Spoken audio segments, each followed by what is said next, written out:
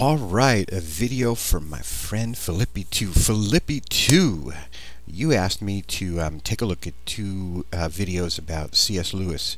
The first one entitled From Atheism to Theism, and the second one called From Theism to Christianity. And just to let you know what I think about the ideas. Oh man, Philippi, where do I start? There's a lot of ideas that's spawn off into other ideas or connect with other ideas. I don't know how I'm going to do this in 10 minutes, man. But I'm going to try. I might have to talk kind of fast, or make a second video. But thanks a lot for referring me to these videos. And I think I saw this on television once. A really great show. I didn't see the whole thing, though. So, okay. So here's what I think. Basically in context, I think you have here a guy who... not a guy, but C.S. Lewis, actually a great literary figure, who... has the soul of a poet, and who always had a religious yearning, but it sounds like while he was developing intellectually, especially in college, a lot of the predominant ideas were atheistic. They mentioned Sigmund Freud, and that they were all caught up in the new psychology, which was, I suppose, the psychology of Freud. Freud published his first really impactful work. Actually, he published it in the year 1899, but he waited so that it could be dated 1900 to show the to make it appear as the new century, new ideas. He wrote later in his career. He wrote a couple of books about religion, which were very impactful. One was called "The Future of an Illusion." Freud was an atheist, a certain kind of atheist. The Future of an Illusion. He also wrote one called "Moses and Monotheism." And I got to tell you, man, Freud's concept of Christianity, to me, his explanation of monotheism and his explanation of Christianity is very bizarre to me. It's always struck me as bizarre. Interesting, because I'm interested in everything, but kind of bizarre. But you might want to read those two books. They're actually excellent books. I've read a lot of Freud. I think Freud is completely underrated as a rhetorician. He's an incredible rhetorician. Everything he writes is meant to persuade you that his theory is correct. That's, I think, his thrust, and he's excellent at it. But people don't talk about him as a rhetorician. They talk about him as, of course, a great psychologist, thinker, etc. But nobody says, hey, he was a great rhetorician. And also his sense of humor is underrated, though he did write a book called Jokes in the Unconscious, which is also really interesting. By the way, I think one of the weirdest books he ever wrote is entitled 3 Case Histories. He didn't really write it. They assembled 3 of his case histories. If you want to read a curious book, read that one. But in any event, where was I? He's underrated for his sense of humor. You know who else is underrated for his sense of humor? Edgar Allan Poe. He had an incredible sense of humor, and nobody ever talks about it, really. So there are two literary figures in different branches of literature who are... I consider Freud literature quite a bit, who are underrated for their sense of humor. Now, what would they say to each other? Can you imagine Sigmund Freud and Edgar Allan Poe together? What would they talk about? How curious that would be. Anyway, back to the C.S. Lewis video. And then these videos go through his transition, his transition from atheism, his reluctant transition from atheism to theism, and then through Christianity. Fascinating story, and all the while kind of with the soul of a poet. I write a lot of poetry. Well, I used to write a lot of poetry. I write less and less because I just have this completely analytical job, and I haven't really disciplined myself to also continuously write poetry, and I haven't wasted, but I've used up 4 minutes. A couple of things, a couple of ideas in this thing. I hope you don't mind if I zip through notes. I think that C.S. Lewis uses reason, not necessarily logic, but reason. And reason's fine. I just wanted to draw a distinction between the two. There's a part of the video where it says that he didn't respond to direct argument. He liked the oblique approach. Well, what do you expect from a poet? Oblique approach. And I think that's fine. It's interesting, though, that you can have an oblique kind of reason.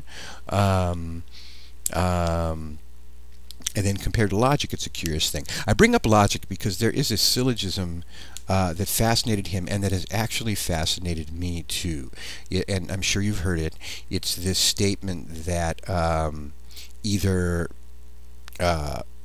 Jesus was a liar, a lunatic, or the Lord. And he was not a liar, and he was not a lunatic, and therefore he was the Lord. I've run the truth tables on it. It's a fascinating sort of thing.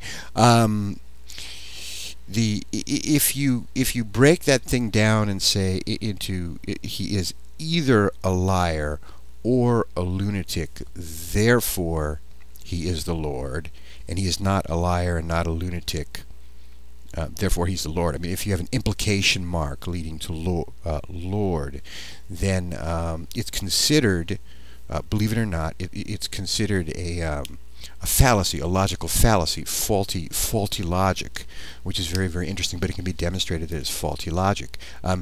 If you look at it, however, as just three or statements, and you have a choice between the three, either if you look at them mutually exclusively, either he is a lunatic only, or a liar only, or the Lord only. If you look at it sort of from a set theory perspective, and then you say, okay, well, so he's not a liar and he's not a lunatic, therefore he's the Lord. To my mind, it works. So to me, it's very important. It's very important, sort of, from the set theory mathematical approach. But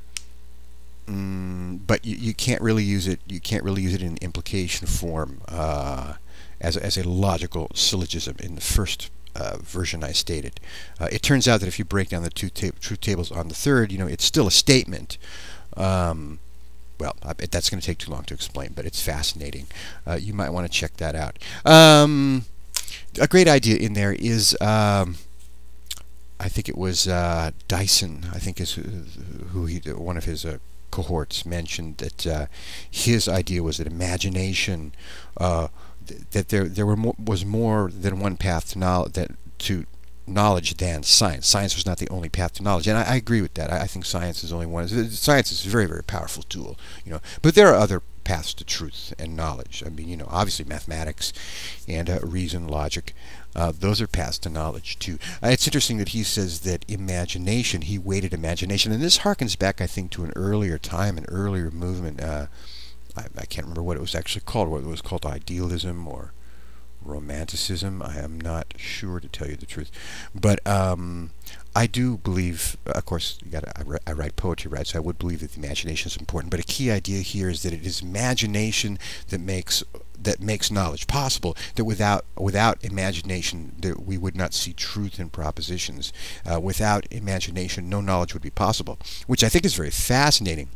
Because we usually think of knowledge, we compartmentalize that as sort of a quantity of data we know, and we view imagination as sort of a tool or a power of the mind, and we don't really think of them as a foundational kind of thing or an encompassing space. We don't think of imagination that way. But I think there's some truth to that. Now, but then, of course, you have to ask yourself, the animals have imagination, right?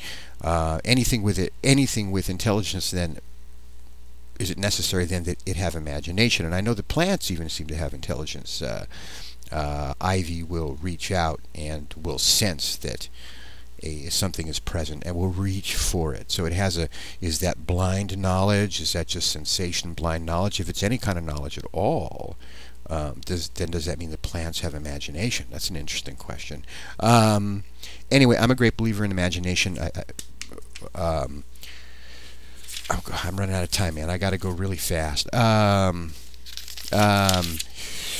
Joy as a desire. Yeah, this is another thing I think a poet would say. Joy is a desire. The difference between joy and happiness is very interesting. I view happiness as a static form, and I could pretty much say I've really never really been happy. But I live for moments of joy. I am out of time, my friend. Let me know if you want me to make a second video, man. I've only got about 30 seconds left, and I think I'm just completely running out of time. But let me know if you'd like me to do a second one. I don't really have all that many ideas here, other ideas here, but I think that it's full of fascinating ideas. And I hope I didn't talk too long on a couple of those things. that's the story, buddy. Thanks for the invitation to look at those. I appreciate it very much. I enjoyed it very much. Very stimulating to the mind and the imagination. And did I gain any knowledge?